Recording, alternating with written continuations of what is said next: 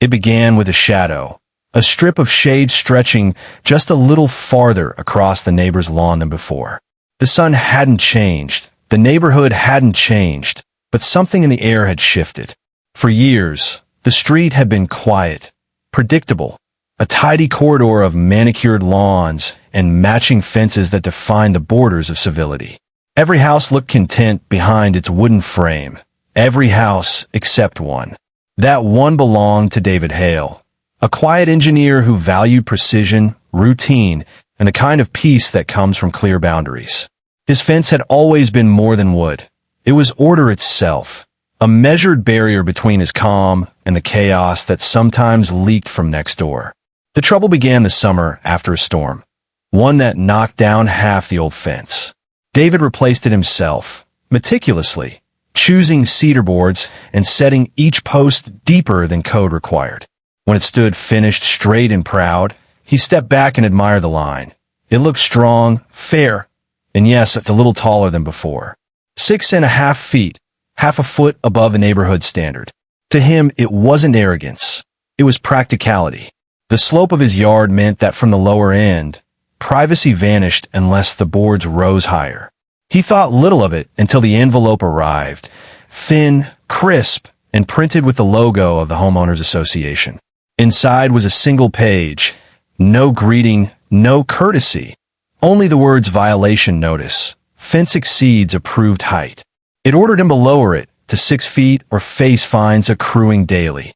He read the letter twice, then a third time, then laid it flat on the table, the ink trembling slightly in the morning light. Something in the tone, formal, mechanical, almost smug, triggered an unease deeper than annoyance. It was the same sensation one feels when bureaucracy flexes for its own sake. At first, he assumed it was a mistake, perhaps a simple mismeasurement. But when he called the number listed, the answer came sharp and rehearsed. All fences must comply with community standards. No discussion, no inspection, just policy. Days later, the first fine appeared in his account ledger, $50. By the end of the week, another notice arrived, this time certified, a threat to place a lien if non-compliance continued. He felt the familiar tightening in his chest, the quiet rage of a man who follows rules only to watch them used against him. He walked the length of his fence that evening, tracing the grain of each board, each one standing straight, unashamed. He measured again, 6 feet, 6 inches on the uphill side, exactly 6 at the center, a small, defensible variance. But the HOA didn't see nuance, they saw precedent.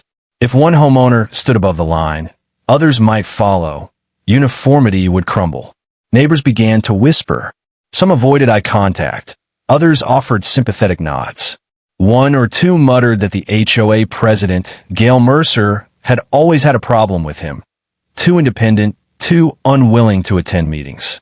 David decided to do what engineers do, document everything. He photographed the fence from every angle. He gathered permits, property maps, and city codes. That's when he discovered something the HOA hadn't mentioned. Their own covenant used the phrase, not to exceed 6 feet from the natural grade. The words natural grade changed everything. The HOA measured from the neighbor's side, where landscaping had been raised artificially. It was a small detail, but small details change outcomes. He wrote a letter of appeal, calm, precise, supported by measurements and references. He even included diagrams showing how the ground level differed between properties. Weeks passed, no reply. Instead, another fine, now $150, and a curt reminder that continued violations could lead to court. The fence stood unchanged, the pressure mounted. What once symbolized privacy now represented defiance, and every board felt heavier beneath the weight of scrutiny. David's nights grew longer. Spreadsheets of fines, emails unanswered, frustration measured in sleepless hours. He read the HOA bylaws in full, page after page of clauses written in opaque language, a labyrinth of control disguised as community. Somewhere deep within those pages, under Article 7, Architectural Compliance, he found a line that froze him. Any homeowner disputing a violation may request a hearing within 30 days. during which enforcement is suspended. The HOA had never offered him that hearing. They'd skipped the step entirely. That discovery became the spark. He filed a formal request, citing their omission. By rule, all fines were now invalid until a hearing took place. The letters from the HOA slowed. The silence that followed was almost satisfying. Almost. Then came the notice of hearing. Tuesday evening, 6 p.m., Community Center Room 3B. He prepared like a lawyer. Charts, copies, citations, photos. He rehearsed explanations aloud until the words sounded like truth carved in wood. When the day arrived, he walked into that fluorescent room, carrying a binder that looked heavier than it was. 3 board members sat behind a folding table. At the center, Gail Mercer, her expression neutral but eyes sharp. The meeting lasted 20 minutes. Each side presented its case. David spoke calmly. They listened politely. And at the end, they thanked him for his time and promised a decision within 10 business days. He left uncertain whether he'd made progress or only postponed defeat. A week later, the decision arrived. The HOA had reviewed the evidence and determined the fence still violated standards. The fines resumed. That night, he didn't sleep. He sat on his porch under the hum of a distant streetlight and watched the fence line fade into darkness. Every board cast a thin shadow across the grass. Uniform, silent, resolute. Something inside him hardened. Not anger, exactly. Something steadier. Resolve. If they wanted a battle over inches, he would give them one, but on his terms. He returned to research, deeper this time. City ordinances, county records, even state property law. Somewhere within the layers of governance, he believed there had to be a contradiction the HOA had overlooked. And then he found it. The city allowed fences up to 7 feet without a permit, provided they were on private residential property and met setback requirements. The HOA's 6-foot rule was more restrictive than the city's, but no clause in the covenant gave them authority to override municipal code. The discovery hit like adrenaline. It wasn't rebellion anymore. It was legitimacy. He drafted another letter, this time not to the HOA, but to the city planning department, requesting written confirmation of the ordinance. When a reply came, official letterhead, clear language, it felt like armor. The letter stated plainly that a 7-foot fence met all city standards. He photocopied it 3 times and sent copies to the HOA certified mail, each envelope carrying the weight of precision. 2 weeks later, their reply arrived, shorter than before, less confident. The association will review this matter with council. The pause before their next move felt like the eye of a storm. For the first time, David sensed the balance of control shifting. He spent those days inspecting his fence again, tightening screws, brushing dust from rails, oiling hinges. It became ritual, almost meditative, each motion reaffirming ownership. When neighbors passed by, they noticed a subtle smile that hadn't been there before. Then, early October, another certified envelope arrived.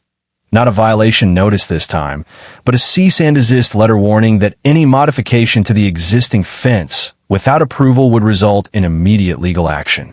He read it once, twice, then laughed softly, because by then the idea had already taken root.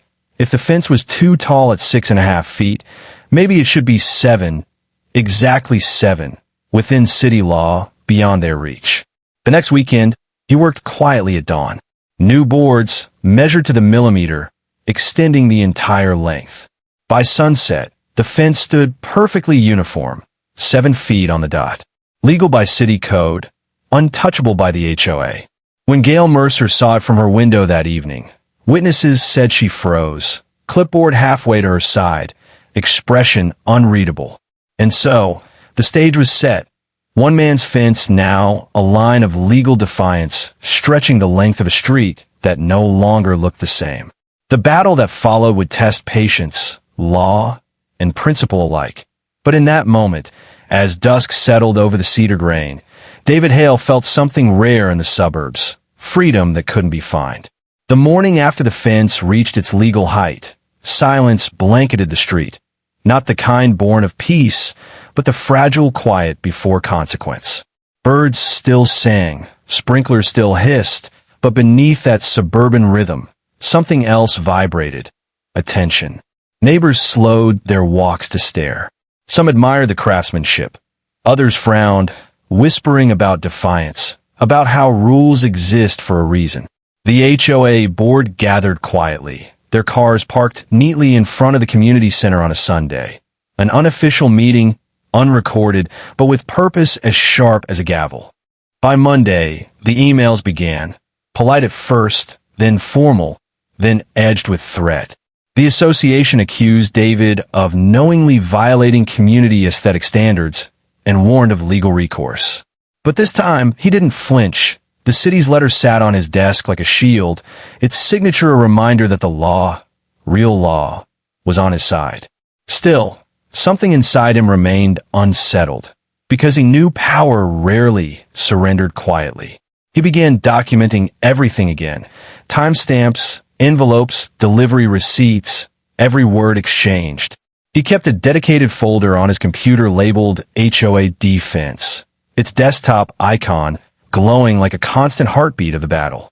Within days, Gail Mercer filed a notice of architectural noncompliance, an escalation meant to trigger arbitration. The letter accused him of willful disregard for neighborhood harmony. The phrase made him laugh, softly, bitterly. Harmony, he thought, was never built through coercion. He filed his own response through a local attorney he'd retained, an unassuming man named James Porter, who specialized in property law. Porter reviewed the HOA's covenant, city ordinances, and correspondence, and then, with an almost amused tone, told David, "They're overreaching." That phrase stayed with him. Overreaching, because it named what he'd felt since the beginning, a system stretching beyond its rightful grasp. The HOA didn't back down. 2 weeks later, another envelope arrived, this one thicker. Inside lay a summons. The association had filed for injunctive relief, demanding the fence be reduced or removed pending judgment. David stared at the papers for a long time. The black print seemed to hum under the weight of absurdity. A fence, wooden nails, now a matter of law. He called Porter immediately. The lawyer's voice was calm, even amused. "Good," he said. "Now they've made their mistake." Because by filing, the HOA had dragged the matter in a civil court, where municipal code, not HOA preference, held authority. The case became more than a personal dispute. It was a test of boundary, literal and legal. In the weeks that followed, the quiet street transformed into a stage. Neighbors avoided small talk, afraid to take sides. Some secretly admired David's resolve. Others saw rebellion as contagion. A few even measured their own fences, wondering how close they were to invisible limits. Gail Mercer doubled down. She began patrolling the neighborhood daily, clipboard in hand, noting lawns, shutters, and driveways, searching for any infraction she could use as leverage. Control, once challenged, rarely retreats with grace. David, meanwhile, worked silently. He installed new lighting along the fence line, subtle, solar-powered, casting warm pools of amber across the cedar. It wasn't vanity, it was symbolism. Each light, a quiet declaration that he would not dim beneath authority. At night, he sat at his desk, preparing for court, cross-referencing statutes, writing notes, rehearsing explanations that balanced precision with patience. Porter guided him through the process, meticulous, deliberate, strategic. "They'll try to paint you as non-compliant," he warned.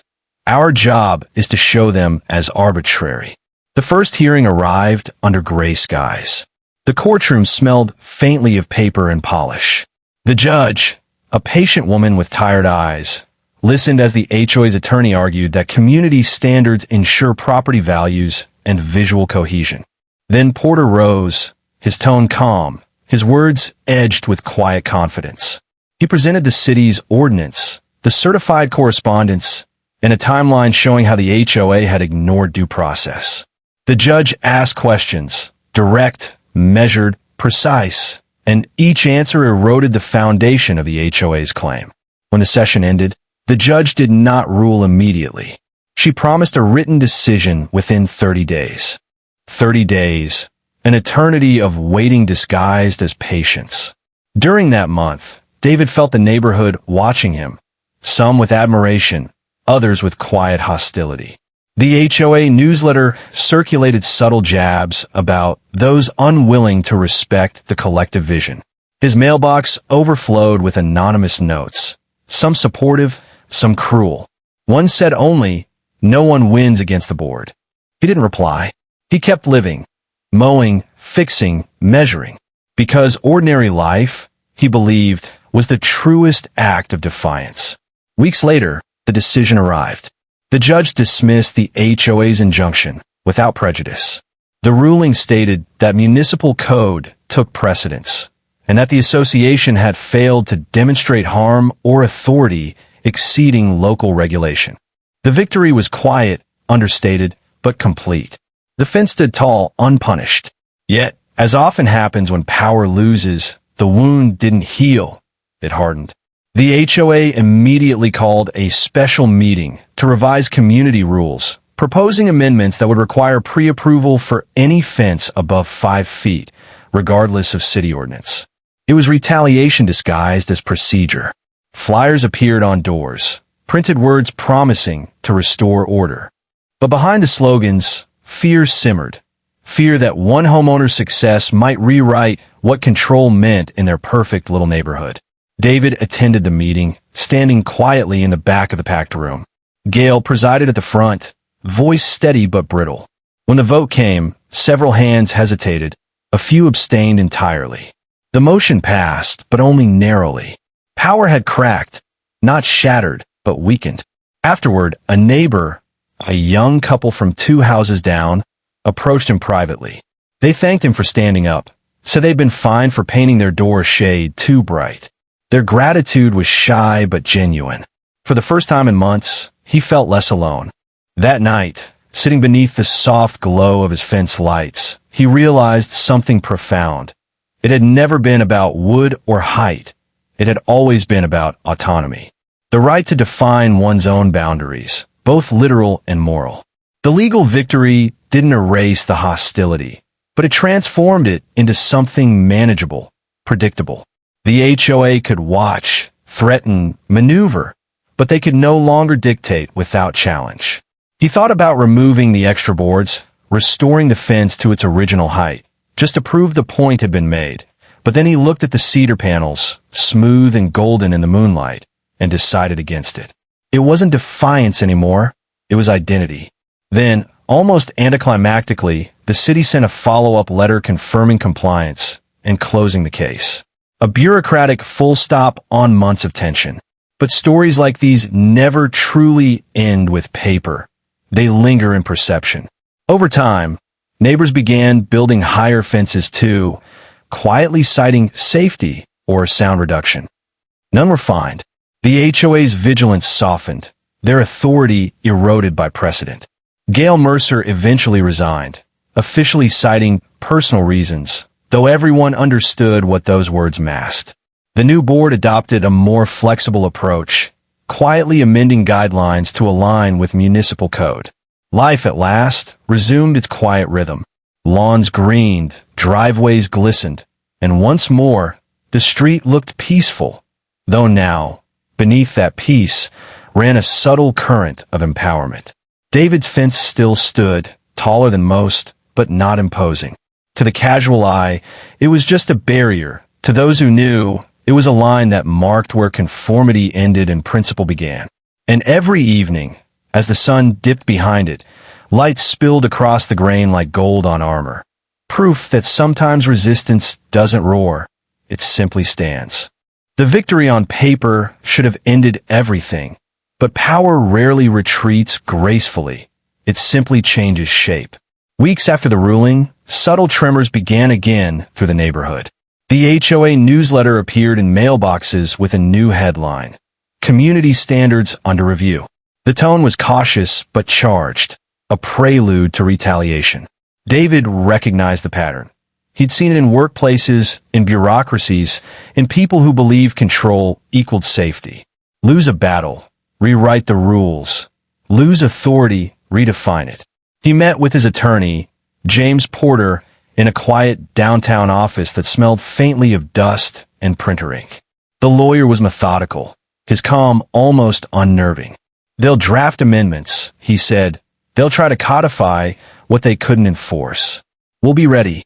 So David prepared. Every document, every letter, every photograph became evidence. The history of offense turned manifesto.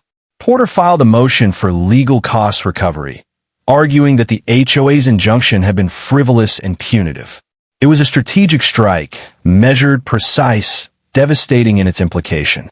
When the notice reached the board, panic rippled quietly beneath their polished politeness. Legal fees were the HOA's Achilles heel. They lived on assessments and annual dues. Lawsuits meant exposure. Gail Mercer, still serving as president despite her earlier loss, called another emergency session.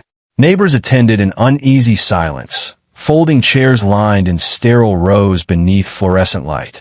The mood was different now, less unified, more questioning. People had begun to wonder whether their leaders protected them or endangered them. David didn't speak. He didn't have to. Porter's letter did the talking. The tone professional, the message unmistakable. Cease your overreach or pay the price. The board's attorney, a younger man with expensive shoes and nervous hands, advised settlement. Gail refused. Pride, after all, was more addictive than power. She insisted the association would not be intimidated. The phrase echoed through the hall like irony itself. Within a week, Porter counterfiled a petition for discovery, requesting board communications related to the enforcement campaign. Emails, minutes, correspondence, every whisper made tangible. It was surgical. He didn't need to accuse them of misconduct. He merely had to open their curtains and let light in. The HOA balked. They delayed. They pleaded administrative privilege. The court disagreed. Transparency, the judge reminded them, was not optional when an organization governed others. When the files arrived, they told a story far uglier than speculation. Internal emails revealed personal bias, selective enforcement, and private disdain for nonconformists. One message described David as a dangerous example. Another admitted they had no clear legal footing but must make him bend. Porter read them aloud during mediation. Each word landed like a nail, sealing their own coffin. The mediator, a retired judge, looked over his glasses with weary disappointment. "You've turned a fence dispute into harassment," he said. "Settle this." The HOA caved, quietly, reluctantly. They agreed to reimburse partial legal costs and to issue a written acknowledgement that municipal codes superseded association bylaws in structural matters. To David, the money meant little. The acknowledgement was everything. It was precedent, not just for him, but for everyone living under that association shadow. News of the settlement traveled fast, faster than any official announcement. At backyard gatherings and mailbox chats, people whispered. Some laughed softly. Others marveled at how the man with the too-tall fence had toppled the untoppable. But victories like this have strange side effects. They change ecosystems. They expose hierarchies. Within months, attendance at HOA meetings plummeted. Volunteers resigned. Gail Mercer stopped her daily patrols, her clipboard replaced by silence. And yet, for David, the quiet felt uneasy. He sensed the vacuum. When control fades, resentment grows. It wasn't fear, it was awareness. Because he knew the story wasn't just his anymore. Other homeowners began asking questions about arbitrary landscaping rules, about paint shade rejections, about fines for mailbox size. One even requested copies of the same legal ruling to use in his own defense. The rebellion, if it could be called that, wasn't loud. It was procedural. Forms filed, questions asked, rules reviewed. Bureaucracy turned weapon against itself. Porter called it civil disobedience through paperwork. David called it progress. Months passed. Summer melted into autumn. Leaves gathered against the tall fence like confetti from an invisible parade. Life resumed, but different, freer, quieter, more cautious. Then, one evening, as he checked his mail, he noticed a familiar envelope, cream-colored, stamped with the HOA's emblem. Inside, a letter of thanks. signed by the interim president, Linda Howard, who had replaced Gail after her resignation. It acknowledged his dedication to fairness and invited him to serve as a consultant on a new compliance review committee. He laughed softly, not from mockery, but disbelief. Months ago, they'd treated him as a threat. Now, they wanted his counsel. He accepted, not out of ego, but opportunity. Influence, he realized, wasn't seized. It was earned through endurance. At the first committee meeting, he sat across from former adversaries. They spoke cautiously, but respectfully. The new tone was pragmatic, not punitive. They discussed aligning rules with municipal code, simplifying approvals, reducing fines. For the first time, policy was built around reason instead of fear. David offered quiet insight, measured suggestions rooted in experience. When the meeting ended, he stepped outside into the fading evening light, breathing easier than he had in a year. The fence stood behind him, golden in the sunset. The same fence that once symbolized rebellion now symbolized reform. But reform, like construction, is never complete. It requires maintenance. Over the next months, the committee drafted new amendments, clear language, transparent processes, limits on board authority. The documents circulated for homeowner vote and passed with overwhelming support. The HOA had reinvented itself, not because it wanted to, but because it had been forced to remember what it was supposed to be, a collective, not a kingdom. David often reflected on how small the spark had been, a measurement of inches, a question of height. Yet from that trivial dispute had grown a lesson about principle and proportion.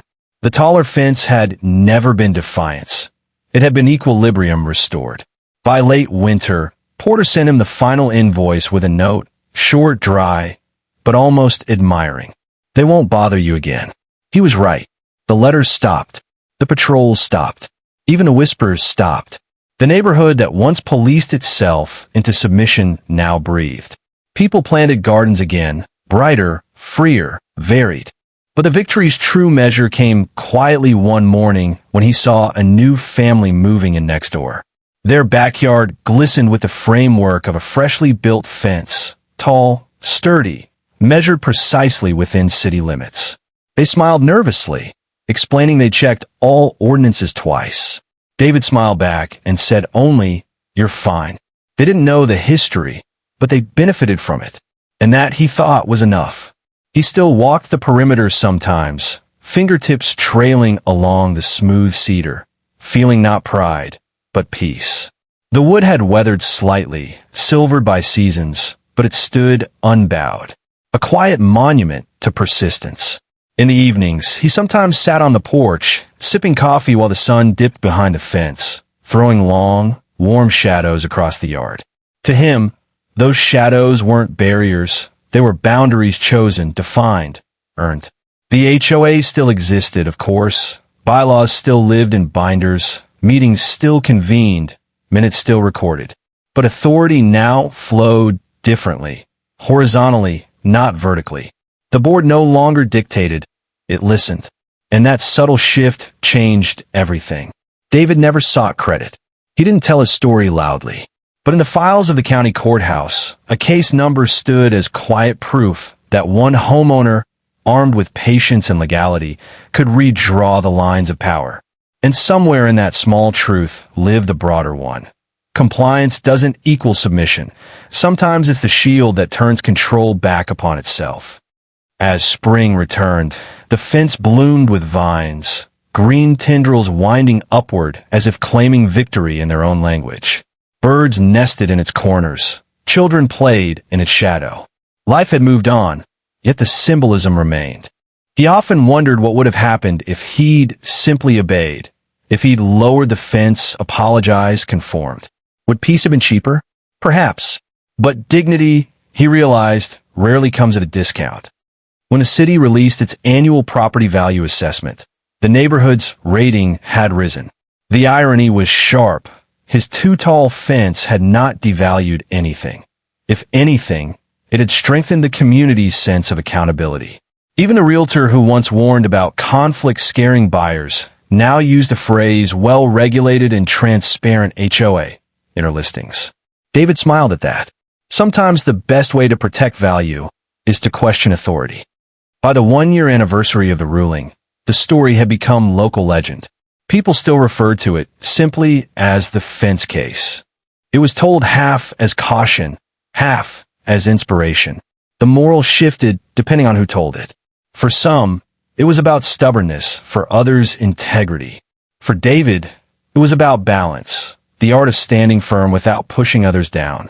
When the sun finally set on that long year, he looked out across his backyard one last time before heading inside. The light caught the wood just right, turning the fence into a line of fire. And for a fleeting moment, he thought about how strange it was that justice could glow so quietly. Winter melted into a damp, hesitant spring, the kind where air smells like thawed soil and second chances. The neighborhood looked ordinary again, but ordinariness can be deceptive. Under the tidy lawns and polite greetings, something was shifting, a slow, inevitable reckoning between what the HOA had been and what it was becoming. David felt it each time he walked his dog past the mailboxes. Fewer eyes lingered, fewer whispers followed. Fear had ebbed, replaced by quiet respect. Yet behind that calm, one remnant of the old order still resisted: Gail Mercer. She had resigned officially, but influence doesn't evaporate with a signature. It lingers like perfume in closed rooms. Gail still met privately with loyalists, still circulated printed community reminders, still believed order had been lost. To her, the fence remained a monument to insubordination. When the board's annual audit revealed questionable expenses tied to her tenure, consultant fees, unapproved maintenance contracts, whispers became questions. Questions became calls for accountability. The same structure she once ruled now prepared to investigate her. David didn't gloat. He watched with the detached calm of someone who had seen power consume itself. The irony was almost mathematical. The same bylaws once used to chase him now circled their author. At the next open meeting, attendance overflowed the small hall. Chairs scraped, papers rustled, voices filled the air like static. The new president, Linda Howard, read through the audit results. Her voice trembled slightly, not from fear, but from gravity. Every number told a story, every receipt a misstep. Then came the motion, formal, precise, almost ceremonial. The HOA would refer the matter to an external auditor and, if necessary, pursue restitution. The vote passed without dissent. Gail sat motionless, lips pressed thin, her once commanding presence reduced to silence. David felt no triumph, only a kind of closure. The system that once suffocated him now corrected itself. Accountability, he thought, was not revenge, it was renewal. Weeks later, the external review confirmed irregularities. Funds misallocated, contracts awarded without bidding. Nothing criminal, but enough to demand repayment and formal censure. The board released a statement acknowledging past administrative misjudgments and promising transparency going forward. The language was sterile, but the meaning clear. The reign of intimidation was over. For the first time, the community newsletter carried his name positively, thanking him for his commitment to fairness and due process. It felt strange, almost surreal. The same page layout that once accused him now praised him. The same margins, but rewritten intent. He pinned the clipping to a corkboard in his garage, not as a trophy, but as a reminder. Change, he knew, was fragile. As spring deepened, the street came alive again. Children rode bikes along sidewalks newly repaved. Neighbors organized a block barbecue. Laughter replaced whispers. The tall fence became part of the landscape, unremarkable to outsiders, quietly symbolic to those who knew. Sometimes visitors would ask why one yard had such a tall barrier. Neighbors would smile and say, "That's the reason we can all breathe easier." Then, on a warm evening in early summer, a letter arrived, this time from the city council. It invited David to participate in a community advisory panel on residential zoning reform. His case had caught the council's attention during municipal code reviews. They wanted homeowner input on future policy. The irony was poetic. A man once fined for a fence, now helping to write the rules about fences. He accepted. At the first council session, he spoke plainly, not as a victim, but as a witness. He described how vague language fuels conflict, how clarity protects both sides, how law and neighborliness can coexist. The committee listened. Notes were taken. His words, once dismissed as defiance, were now considered expertise. Back home, he noticed subtle transformations everywhere. Mailboxes stood a little different, painted a little brighter. Porches sported wind chimes, and hanging plants once banned for visual uniformity. The neighborhood had not fallen into chaos. It had fallen into authenticity. Imperfect, colorful, alive. One evening, he leaned against his fence and watched the sunset ripple across the slats. The light looked like molten copper, fluid and calm. He realized he no longer thought of the structure as defense. It was simply part of the scenery, part of him. But history has echoes. Even victories whisper back. One afternoon, while sorting through old paperwork, he found the first violation letter, the one that started everything. The word seemed almost small now, exceeding allowable height, subject to fine, correct immediately. He smiled at the memory of how those phrases once felt like threats. He tucked the letter into a file marked resolved and closed the drawer. The sound of the latch felt final. In late summer, the HOA hosted its first neighborhood fair, a casual, open event meant to celebrate community cooperation. David helped set up tents and string lights. Linda Howard gave a short speech about the importance of listening, learning, and letting people live. The crowd applauded genuinely. No pretense, no fear. For once, rules had made room for humanity. Children played tag around the picnic tables. Music floated through the air. Someone joked about measuring the height of the new dunk tank fence, and laughter erupted instead of complaints. It was such a small moment, but it carried the weight of everything that had changed.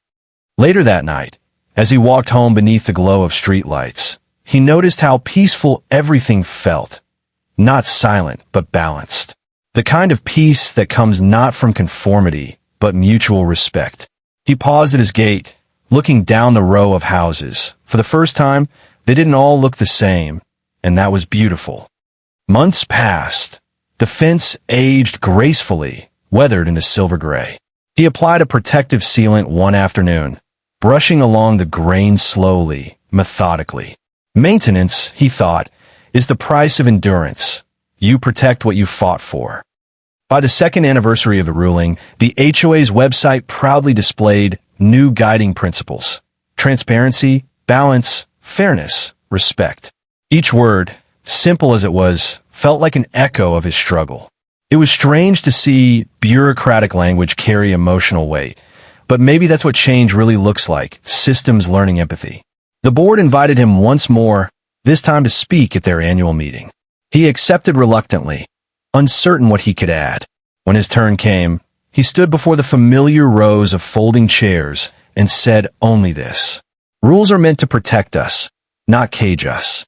We're neighbors, not enforcers. The line between those two ideas is our responsibility to maintain. Silence followed, not awkward but thoughtful. Then applause, steady and sincere. As he walked back to his seat, he caught sight of Gail Mercer in the back row. She hadn't vanished after all. She simply listened quietly, hands folded, expression unreadable. For a brief moment their eyes met. No hostility, just recognition. Two people bound by a story larger than either of them. She nodded once, a small gesture of truce. He nodded back. That was enough. The meeting ended under warm light. People lingered, chatting easily. Outside, the night air carried the scent of fresh-cut grass and distant rain. He breathed deeply, realizing that what began as a fight had become a foundation. The fence had been built higher, but so had understanding. Back home, he sat on his porch steps and listened to crickets singing beyond the fence. Somewhere in the darkness, the faint hum of traffic blended with the rustle of leaves. The world, vast and indifferent, went on. But here, in this small corner of suburbia, something meaningful had been repaired. He thought of the countless homeowners across the country facing their own small tyrannies. Letters, fines, threats, all for the crime of being slightly different. He hoped they'd hear this story somehow, not as rebellion, but as reassurance. You can stand tall, legally, calmly, persistently, and you can win. When dawn came, light spilled over the fence again, tracing the grain like veins of gold. It was ordinary and miraculous at once. He smiled, set down his coffee, and whispered to the morning air a truth he'd earned the right to say. Sometimes, the only way to build peace is to build higher. Years later, time had softened the edges of everything, but the story still lived quietly beneath the rhythm of ordinary days. The neighborhood had changed. New families moved in, children grew up, houses wore new coats of paint. Yet the fence remained, weathered but strong, a relic and a reminder. Every spring, David sanded and resealed the boards. He no longer did it out of defiance. He did out of care. The fence had become more than boundary. It was memory made solid. Each post a chapter, each nail a lesson. Sometimes, newcomers asked about it. They'd knock politely, curious, wondering why one fence stood taller than the rest. He'd tell them a condensed version. No bitterness, no drama, just the facts of a time when rules were tested and fairness had to be fought for. They always listened closely, as though hearing a local legend. Then they'd smile and say something like, "I guess that's why this place feels so free now." He'd nod. Freedom, he knew, was never free. It demanded patience, paperwork, and persistence. Inside his home, the walls held no trophies, no plaques, just photographs. One showed the house before the conflict, the old shorter fence still standing, innocent and fragile. Another captured the new fence under construction, fresh timber under a gray sky. The last, taken years later, showed his granddaughter playing in its shade. The evolution of wood and will. He sometimes thought about how the story might have gone differently if he'd given up early or lashed out or tried to win by anger instead of logic. The outcome would have been smaller, the lesson lost. He realized that true victories rarely look cinematic. They look like paperwork filed correctly, meetings attended, arguments made calmly until truth finally outweighs noise. That's the part most people don't see, the quiet grind of justice. On an autumn morning, the mail brought an envelope from a law firm, his old counsel, now expanding their practice. Inside was a note. "We've started a homeowner advocacy group to help others like you. Would you join as a community advisor?" He smiled, setting the letter on the table. The fight that once consumed him had become a platform to help others. The idea felt poetic, using the scars of one battle to shield someone else. He agreed, and over the next year, he found himself guiding strangers through familiar storms. Violation letters, unreasonable fines, architectural disputes. He listened, advised, reminded them to stay calm, document everything, and always read the bylaws twice. His voice, once silenced by bureaucracy, now empowered others to speak within it. Meanwhile, his own community flourished. The HOA evolved into something unrecognizable from its old self, transparent, efficient, even kind. They hosted regular town halls where residents voiced concerns without fear. Instead of citations, they sent reminders written in human language. "Hey neighbor, just a heads up about the trash bins. Appreciate you." That small shift in tone made all the difference. The annual fair became tradition, growing larger each year. Food trucks replaced the bake tables. Local musicians played under string lights. Even nearby neighborhoods joined in. People called it Fence Fest half-jokingly, but the name stuck. It was ironic and perfect. The thing once symbolizing division now stood for connection. One evening at Fence Fest, a young couple approached David. They'd moved in recently and had just built a pergola without prior approval. The HOA asked for minor modifications, but handled it respectfully. "We just wanted to say thanks," the husband told him. "We heard about your story. If you hadn't done what you did, things might be different." David chuckled softly, eyes glinting in the glow of the fair lights. "I didn't do much," he said. "Just follow the rules better than the people trying to break them." But deep down, he felt something stir, a quiet gratitude that his stubbornness had become a legacy. Seasons turned. The fence endured storms, sun, snow, the quiet decay of wood and time. He replaced a few boards now and then, repainted the top rail, watched ivy creep along one corner. Life moved forward, carrying the story along with it. Sometimes at dusk, he'd lean against the gate and listen to the sound of life humming through the neighborhood. Laughter, barking dogs, wind through trees. He'd remember the silence of those darker days when fear hung like fog, when every sound felt like accusation. Now, the noise of living was the sweetest thing he knew. He also thought often of Gail Mercer. She had moved to another state years ago, her name fading from local memory. But once, out of curiosity, he'd looked her up online. She was volunteering on a local civic board, still enforcing order, still chasing structure, but now within clear boundaries. Part of him hoped she'd learned something from their war. Maybe she had. Maybe not. Either way, he wished her peace. It took him years to realize that forgiveness was also a form of freedom. When he retired fully, his children suggested selling the house, moving closer to them. He considered it, even toured a few condos. But every time he pictured leaving, something held him back. It wasn't sentimentality, it was stewardship. The house wasn't just shelter, it was testimony. Letting it go felt like erasing a chapter too important to forget. So he stayed. He tended the yard, mowed the grass, painted the porch. Each task felt like ritual, grounding him in a story that belonged not only to him, but to everyone who'd watched it unfold. On the 10th anniversary of the fence's construction, he decided to host a small gathering. Nothing elaborate, just neighbors, food, laughter. He hung a simple banner on the fence, 10 years standing tall. The phrase was both literal and metaphorical. As evening fell, they gathered around a fire pit, trading stories about the early days. Someone joked about the fence war of 2015, and everyone laughed. It was strange how time turns tension into folklore. What had once been a fight for dignity was now a neighborhood legend, told between bites of barbecue and sips of beer. Later that night, when everyone had gone and embers glowed low, David sat alone for a while, watching sparks drift upward into the dark.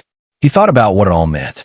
Not just the fence, but the idea behind it. The principle that ordinary people can hold systems accountable, that dignity is worth the paperwork it costs. The thought brought a calm satisfaction, like closing a book knowing the ending was just right. He whispered into the quiet, half to himself, half to the ghosts of that old struggle. We built higher, and it held. Years continued to fold gently into one another. The HOA archives eventually listed his case as precedent-setting, a phrase that sounded clinical but carried quiet pride. Law students cited it in community management papers. Podcasts mentioned it in episodes about grassroots justice. His story became reference material, a guide on how persistence and patience can outlast intimidation. He never sought fame, but sometimes recognition found him. A journalist once called, asking to revisit the story for a feature on homeowners who changed the rules. He agreed, on one condition, no dramatization. Tell it straight, he said. It wasn't a war. It was a correction. The article did just that, and readers responded with hundreds of messages thanking him for proving that civility could still win. In his later years, he'd sit by the window during rainstorms and watch water bead down the fence boards. The sound was soothing, rhythmic, like punctuation at the end of a long sentence. He sometimes wondered how many others had fought their own small wars since his, unseen but just as real. Maybe that was the quiet truth of suburban life. Under every polished lawn, someone was battling for fairness in their own way. He hoped they'd hear stories like his and feel less alone. One morning, as sunlight spilled through the kitchen, he noticed the fence casting a perfect shadow across the grass. It stretched far, longer than before, angles of time and season aligning just right. The sight struck him deeply. He realized the shadow was metaphor itself. What we build casts influence beyond our reach. The higher we build, the farther the shadow travels. He stepped outside, coffee in hand, and watched as the shadow slowly shortened with the rising sun. The moment felt like closure, a soft ending wrapped in light. Years later, after he passed, his children kept the house for a while before finally selling it. The new owners loved the tall fence. They repainted it, added lights along the top rail, turned it into the backdrop for family gatherings. They never knew the whole story, just that somewhere in its grain lived courage. Neighbors still remembered, though. They told newcomers how one man's patience had changed everything. The tale became tradition, retold every summer during Fence Fest, usually starting with, "You see that fence?" It wasn't always just a fence. And so the story lived on, not in court documents or HOA minutes, but in conversation, in laughter, in the quiet knowledge that one person's integrity can shift an entire community's trajectory. It was never about rebellion. It was about balance. Never about defiance, about dignity. Never about winning. About reminding power that fairness has a height limit too. If you stood on that street years later, the house would look ordinary. 2 stories, trimmed hedges, a tall fence fading into the sky. You'd never guess it had once been the epicenter of a legal storm. But maybe that's the point. Real justice rarely leaves monuments. It leaves peace. And somewhere, in a whisper of wind against cedar boards, in the soft creak of the gate, you could almost hear it say, "They claimed the fence was too tall, but all it ever did was stand tall enough for truth to climb over."